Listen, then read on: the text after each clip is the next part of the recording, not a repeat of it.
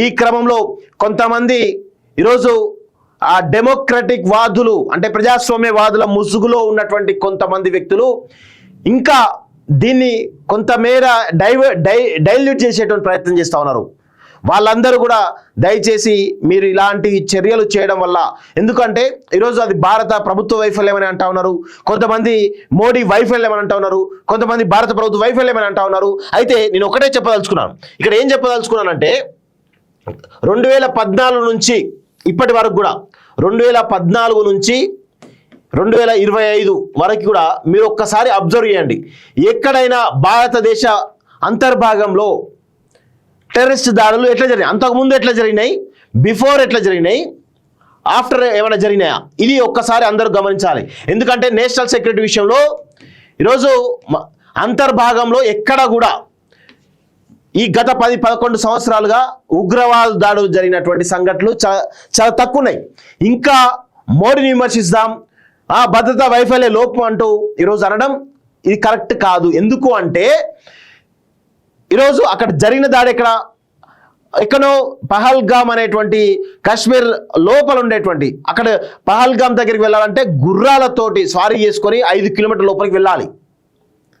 గుర్రాలతో తప్ప ఎక్కడికి వెళ్ళలేని పరిస్థితి. అక్కడ ఈరోజు భద్రతా వైఫల్యం అంటూ కొంతమంది మాట్లాడుతూ ఉన్నారు, మోడీ వైఫల్యం అంటూ కొంతమంది మాట్లాడుతూ ఉన్నారు. ఇది ఎంతవరకు సమంజసమో వాళ్ళే ఆలోచించుకోవాలి. ఇప్పుడు అందరం మూకుమ్మడిగా భారత ప్రభుత్వానికి, భారత త్రివిధ దళాలకు మనం అందరం కూడా సపోర్ట్ చేయాలి.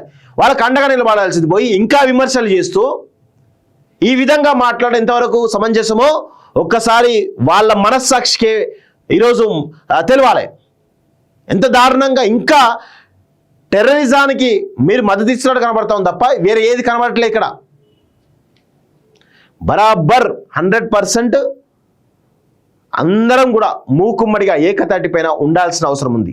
భారతదేశ యూనిటీని ప్రదర్శించాల్సినటువంటి సమయం ఆసన్నమైంది. ఈ సమయంలో ఇంకా మోడీ పైన, లేకపోతే అమిత్ షా పైన, రాజ్నాథ్ సింగ్ పైన, ఆర్మీ పైన విమర్శలు చేస్తామంటే ఖచ్చితంగా మిమ్మల్ని దేశద్రోహులుగా, దేశంలో ఉన్నటువంటి ద్రోహులుగా మిమ్మల్ని చిత్రీకరించేటువంటి పరిస్థితి ఉంటుంది. ఆ దిశలో అందరూ గుర్తుపెట్టుకోవాలని చెప్పేసి కూడా నేను కోరుతా ఉన్నాను.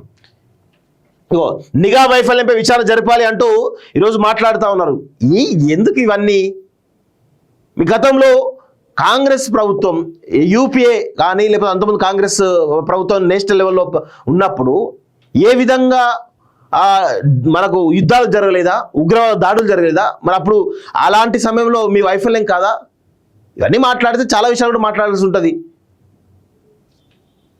వాళ్ళకు మద్దతుగా, ఆ కుటుంబాలకు మనందరం కూడా మద్దతుగా ఉండాల్సింది పోయి ఇంకా ఈ టైంలో ఐక్యంగా ఉండాల్సింది పోయి ఈ విధంగా మాట్లాడేంతవరకు సంబంధించమో ఆలోచించుకోవాలి. ఉగ్ర క్యాంపులు నాశనం చేయాల్సిందే, కేంద్రం ఏ చర్య తీసుకున్నా మద్దతు. జాతీయ భద్రతా అంశంలో రాజకీయాలు, ఉగ్రవాదంపై కలిసికట్టుగా పోరాటం.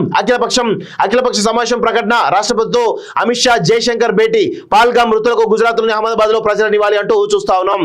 పర్యాటకుల మతం అడిగి పాశవికంగా కాల్చారు, ఉగ్రవాదులకు గురపాఠం నేర్పాలి అంటూ ఎంపీ ఓవైసీ అంటా ఉన్నాడు. సో ఓవైసీ మాట్లాడుతూ ఉన్నాడు. 100% ఆయనను మనం అభినందించాల్సిందే. కానీ అంటే ఈ దేశంలో, ఈ ప్రపంచంలో ఎక్కడ ఉగ్రవాద దాడులు జరిగినా దాని మూలాలు ఒక్కోసారి ఓల్డ్ సిటీ అని చెప్తా ఉంటారు. మరి అక్కడ ఏ విధంగా టెర్రరిస్ట్కు సంబంధించినటువంటి మూలాలు ఉన్నాయో ఓవైసీ కూడా సమాధానం చెప్పాలి.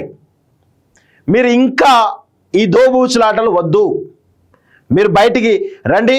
ఓల్డ్ సిటీలో ఉన్నటువంటి ఉగ్రవాద శిబిరాలు కూడా ఉన్నాయి, వాటిని కూడా బయటికి రావాల్సిన అవసరం ఉంది అనేది చాలా స్పష్టంగా చెప్పగలను.